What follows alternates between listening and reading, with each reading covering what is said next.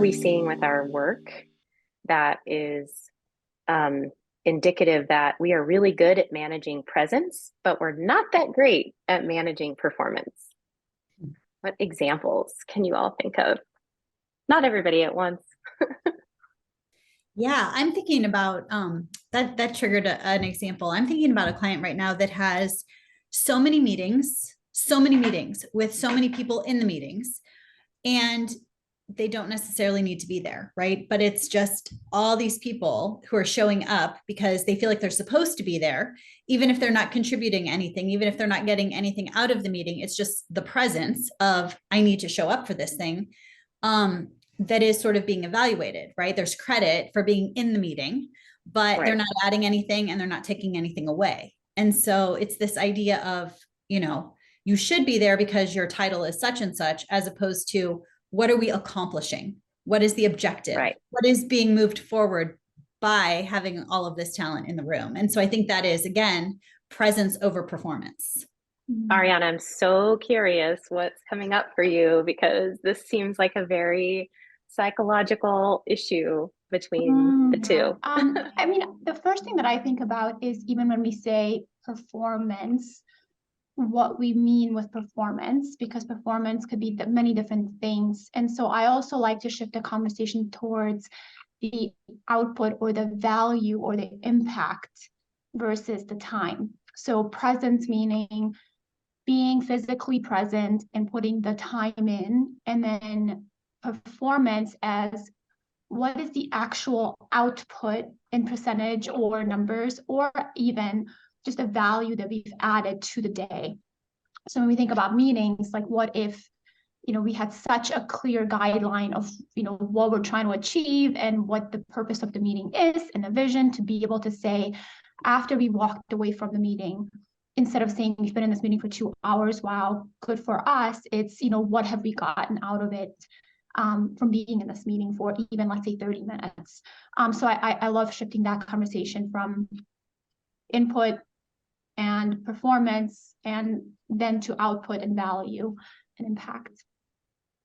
I think it's hard though for a lot of our leaders, and I'm sure just leaders in general, and I don't know if it's a generational thing or not, but it's possibly that I think that in some ways your time and, the first in, last to leave, the comments of, well, that person works every single weekend, or that person's always working until 10 at night. Or I heard someone yesterday say to me, oh my gosh, he's killing it. He gets home at 11 p.m. every night. And I'm thinking, Telling what, himself?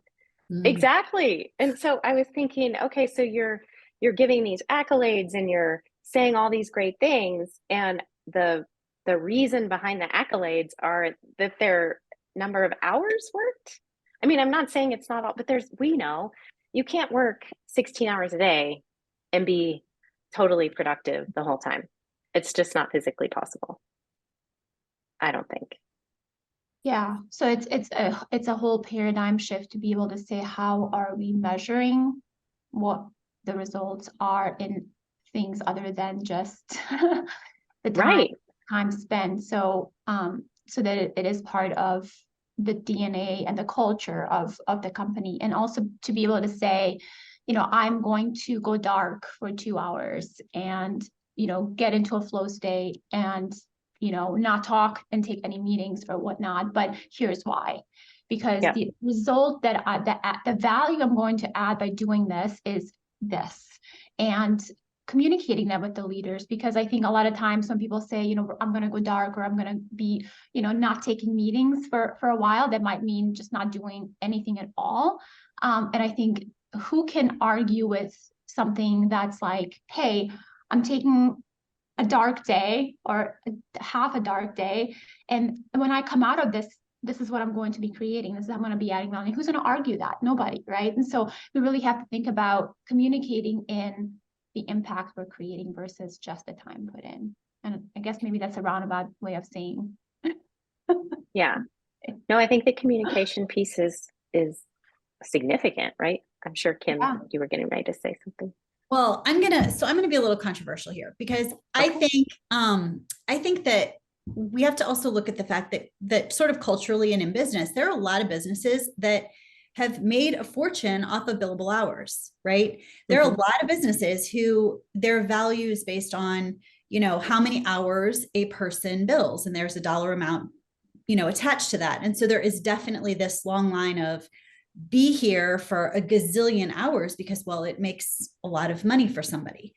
And I think it's easier to measure somebody's hours clocked in, clocked out, than it is to value the quality of the work, right? Like if we're gonna do it the easy way, it's like, well, I can look at how many hours you were here. Yay, you did your job, versus the actual quality of what that work is. That's a deeper dive.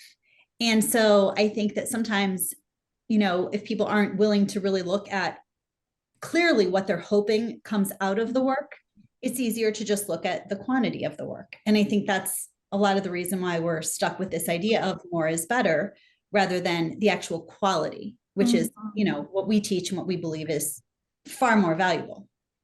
Yeah, the quality and the alignment, because when we go back to performance, the performance, I mean, we can perform in anything, right? Like we can be a good performer, but is it aligned performance?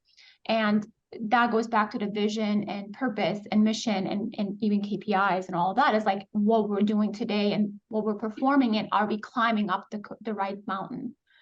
Right. And is the Right. mountain, do we know what is at the top of the mountain, and are we shifting or pausing to see, like, are we still on the right track?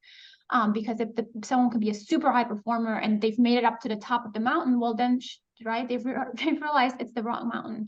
So can we along the way say, what is it that we're doing, and is it aligned high performance? So we, how do we help people making this shift? Because as Kim mentioned, and both of you or all of you have said, we're definitely doing this work with people. And I think the point is that we're trying to get that result or that impact or the most value as opposed to just measuring people's presence, whether it's in person or, virtually. So why does that matter? Why is that why are we so passionate about it? And why do we believe that our clients should care about that? I think it's about maximizing the human energy, right? So it could add a ton of value if you're super jazzed, you're super focused, you know exactly what you're supposed to be doing, you know exactly what the result is, and you're like psyched to do it, right? Then you're adding a ton of value if you're in the zone and you're motivated to do it. But let's say you could do it in a fraction of the time. Let's say you can show up and do exactly what you're intended to do, for the company, for your clients, and you can do it in a fraction of the time. Why on earth do you need to be sitting there, for this extra time just to show people that you're there? That's Mhm. not the best use of human energy. That's not how people feel valued. That's why we care about it so much, is because you don't get the most out of your humans when you're wasting their energy by asking them to do stupid things, which is sitting at a desk for 8 hours when they need to maybe be there for 3 or 4, right? Or on a task for a set amount when they don't need that amount of time to do it. So, Yeah. that's my perspective on that. I love that, Kim. And it's, if we were to consider the energy waves that humans have, right? So typically it's what we talk in flow about is you have the peak and then you have to rest. You have the work and then rest. And so, if you look at someone being in an office for 8 hours and just having to sit at their desk, well, you're not going to get their best performance if they can't take the rest. So for some people, that's going to require a nap. For some people, it's going to require working out. And so the way that, it's designed right now is they're not able to actually move and tune into what their energy waves and their body needs in order to be the most productive person. And so you're so right, Kim, is, how can we structure days? How can we structure people's work lives in a way that they have more autonomy over tuning into what they need physiologically and not just psychologically? And some of this is, I think, a training ground for um, the managers who, if they're not explaining to their people what they're planning to measure or what performance means, or how they're going to be judged, then we don't have a baseline. You have no other option, I don't think, than to measure presence or attitude or more subjective things, which is more prone to recency bias when you get in the room to talk about someone. But why, I mean, I do think we've seen over and over, and I think much to our shock, is that a lot of people do not have defined KPIs or actual goals that are measurable, or sometimes they don't even have job descriptions. But I mean, assuming they have a job description, a lot of times we're seeing that they don't even have goals. So then how can we make this shift to a performance based without really getting good at defining goals, right? You can't. Yeah. You can't. And I think that's honestly, I think that's the reason why people have such a hard time wrapping their brains around this, because going back to the first example, right, of the leader that wants everybody there in case he feels like working, it's this optionality, right? If I don't have to be clear, if I'm a leader and I don't have to be super clear about what I want or what I'm expecting, and I can just act on impulse and gather everybody in that moment, then sure, I want everybody there in every hour of the day. But let's say I have the burden of being extraordinarily clear about what we're doing, why we're doing it, what each person is doing. Then we can all be so much more efficient with our time. It's not about that option of sitting there in case somebody needs something. Everyone knows what is needed and can perform autonomously, right? Or together as needed. So I think that clarity piece, it's the hardest piece because it requires tremendous discipline. But if you can do that from the top, then it really does work to shift from presence to performance. But you can't just go like, oh, let's just, start measuring it from performance and have, and not have that definition. You're exactly right.